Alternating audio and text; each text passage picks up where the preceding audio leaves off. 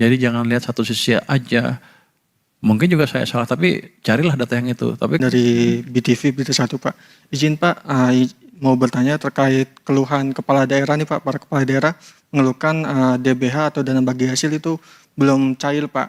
Itu yang pertama. Terus yang kedua, kemarin Pak Menkes curhat di DPR Pak, kalau anggaran di 2025 ya Pak, dana Kemenkes sebesar 12,3 triliun itu sempat diblokir di Kementerian Keuangan Pak, sehingga menghambat program TB, layanan kesehatan primer dan pengadaan obat dan alat kesehatan Pak. Sekiranya itu kenapa ya Pak? Terus yang ketiga terkait ini kan pertumbuhan ekonomi kita kan positif terus ya Pak, di atas 5%, bahkan di yang ketiga apa tadi? yang ketiga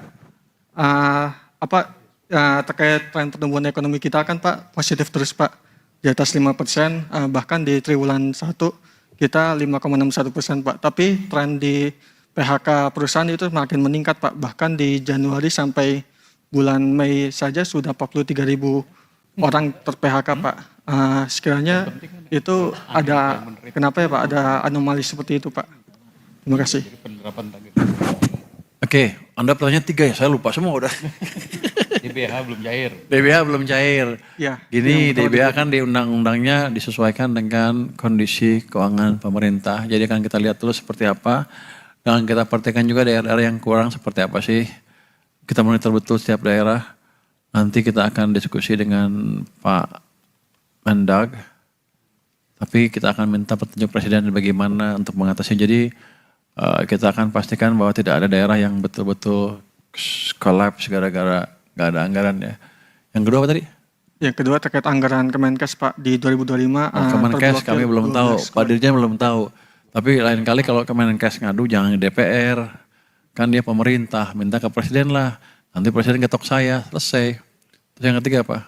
Yang ketiga terkait tren pertumbuhan ekonomi terus di atas 5%, tapi masih terjadi PHK Pak. Anda punya data penciptaan lapangan kerja nggak? Atau Anda punya data, monitor data perusahaan baru nggak? Jadi di ekonomi itu selalu ada seperti itu. Ikut dalam pasar yang kompetitif, ada keluar masuk ya, free entry dan exit.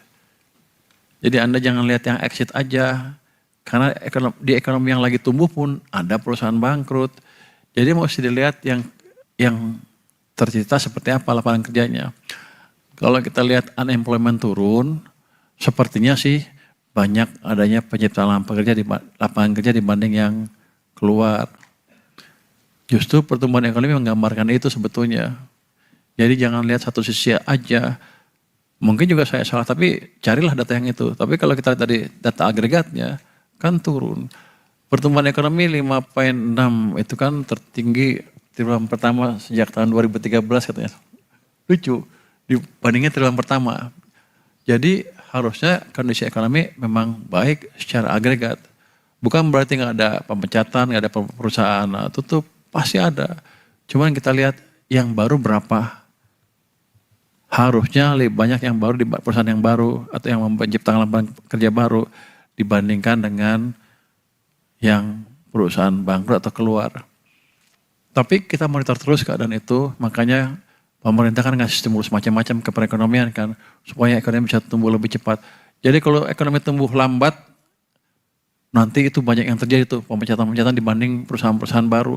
Jadi kita dorong ekonominya di level makro ya, angkanya seperti itu. Tapi di bawahnya adalah penciptaan lapangan kerja atau enggak, seperti itu. Jadi makro sama mikro itu bukan hal yang lepas.